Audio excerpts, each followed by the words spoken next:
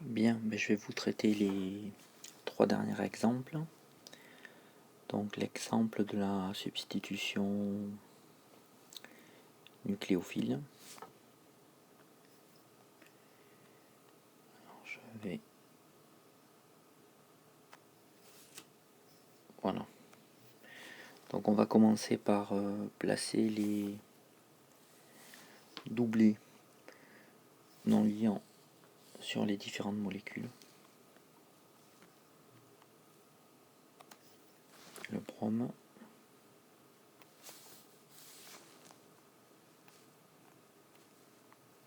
voilà.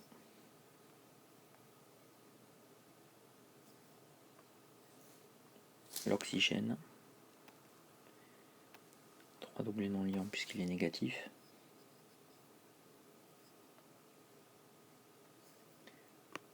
L'oxygène ici, 2 doublés non liants. Et encore le brome, 4 doublés non liants.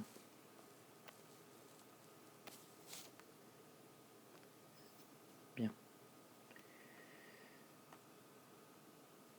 Donc on va repérer d'abord en rouge la liaison qui s'est créée. Donc la liaison créée, elle est là.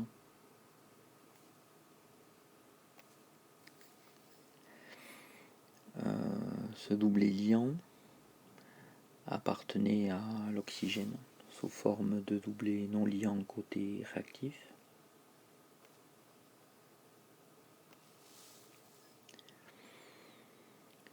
Et donc c'est la formation d'une liaison.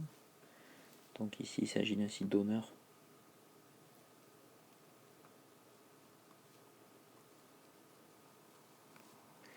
C'est un site donneur car il est riche en doublé non liant et il est chargé moins. Bien. Donc en vert on va représenter la liaison qui s'est rompue. Donc côté réactif, la liaison qui s'est rompue c'est celle-là.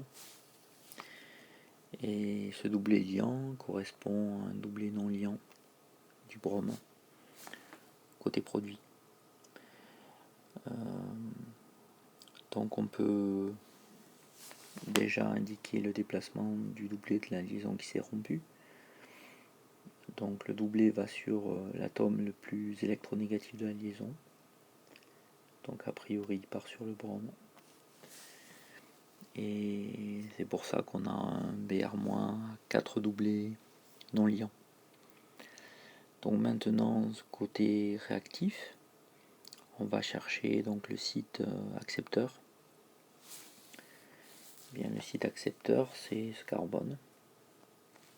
Tout simplement parce qu'à cause du brome, il est chargé delta plus. Voilà. Donc ça c'est le site accepteur. Donc le mouvement de doublé que l'on va indiquer pour le site donneur vers le site accepteur. Voilà le mouvement de doublé. Donc maintenant on va passer sur l'autre modèle de substitution, c'est-à-dire celui où d'abord le brome part et ensuite le groupe hydroxyle se fixe. Dans un premier temps, on va comme tout à l'heure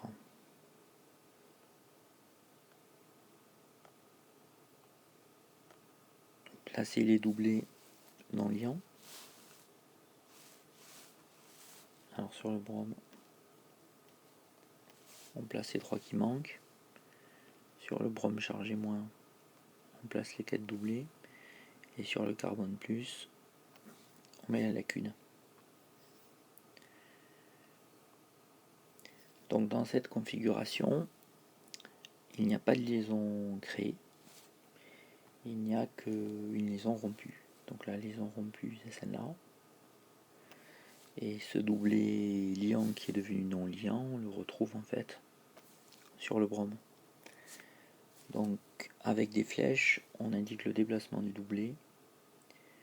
Le doublé liant donc va sur l'atome le plus électronégatif de la liaison, ici le brome. Donc voilà pour le mécanisme réactionnel de cette étape. Donc maintenant la deuxième étape. On va placer les doublés non liants, 3 sur l'oxygène moins, la lacune électronique sur le carbone plus, les deux doublés non liants sur l'oxygène ici. Donc là, il n'y a qu'une liaison créée, il n'y a pas de liaison rompue. La liaison créée, on voit bien que c'est celle-là. Ce doublé liant, c'était un doublé non liant sur l'oxygène chargé moins côté réactif. Donc ça, c'est le site donneur. Pour les mêmes raisons que tout à l'heure. Donc l'oxygène moins est riche en doublés non liants et en plus il est chargé moins.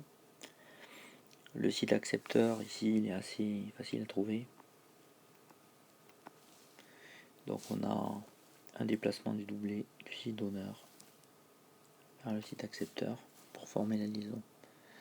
Donc voilà pour les mécanismes.